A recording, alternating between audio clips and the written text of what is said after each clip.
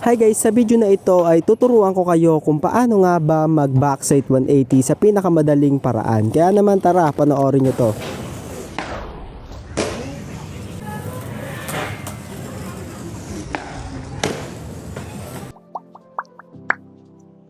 Ang backside 180 ollie guys ay isa sa mga pinakamadadaling tricks na dapat nyo matutunan dito sa skateboard. Kahit beginners pa lang kayo ay kayang-kaya nyo tong magawa. Basta kailangan nyo lang intindihin ang aking mga ituturo. Hindi naman to mahirap gawin, kahit beginners pa lang kayo ay magagawa nyo yung backside 180. Basta kailangan nyo lang intindihin at gawin yung mga technique na ituturo ko sa inyo. So ito naman guys yung mga kailangan nyo na tricks para makatulong na magawa nyo yung backside 180. Unang-una ay dapat meron na kayong consistent na ollie. Kasi dito rin nakabase yung backside 180 guys. Kung wala kayong ollie at hindi kayo consistent mag-ollie ay hindi nyo magagawa talaga yung backside 180. Kaya kailangan na consistent nyo muna yung ollie nyo bago nyo gawin yung backside 180. Ang pangalawang tricks naman na kailangan nyo dito sa backside 180 ay walang iba kundi ang pop shove. Itong pop shove guys ay makakatulong talaga sa inyo kung paano nyo magagawa yung backside 180. So ngayon naman ay ipapakita ko naman sa inyo kung paano nga ba yung tamang foot placement netong backside 180. Yung front foot ko ay dapat sa baba ng mga hardware, tapos dapat medyo naka-slanted siya kagaya nito.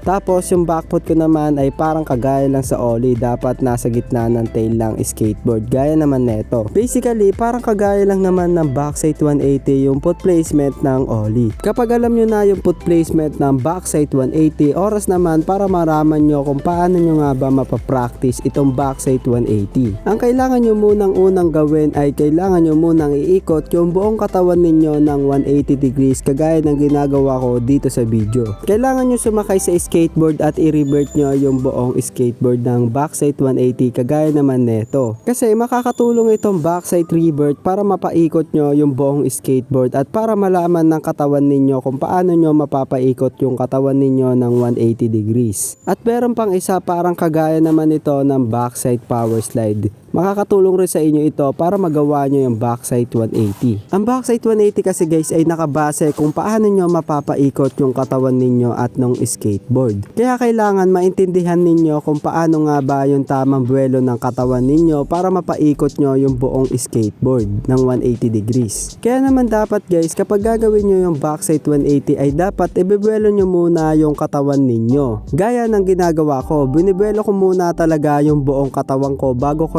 pop yung tail ng skateboard at bago ko gawin yung backside 180. Kasi ganito yung mangyayari kapag hindi nyo binelo yung katawan ninyo. Kalahati lang ng backside 180 guys. No? Tignan nyo naman. Kaya kailangan i-buelo nyo talaga yung buong katawan ninyo. Ganito ko lang kasimple ginagawa yung backside 180. Una muna ay binibuelo ko muna yung buong katawan ko na parang kagaya nito. Tapos pag pop ko sa tail ng skateboard, doon ko na iniikot yung buong katawan ko guys. Sinusundan ko lang yung balikat ko para umikot yung buong katawan ko at ng buong skateboard. At kapag napatalong ko na yung skateboard, hinahayaan ko na lang yung buong katawan ko na umikot. Tapos yun na, magagawa nyo na yung backside 180 guys. Ready to peke na kayo. Basta ito lang talaga yung pinakatatandaan ninyo. Ibuelo nyo lang muna talaga yung katawan nyo bago nyo ipop yung tail ng skateboard. Basta makakatulong talaga yan sa inyo. Ibuelo nyo lang yung katawan ninyo muna. At dito na guys magtatapos itong aking tutorial. Maraming salamat sa panonood ninyo. Yun lang, bye bye.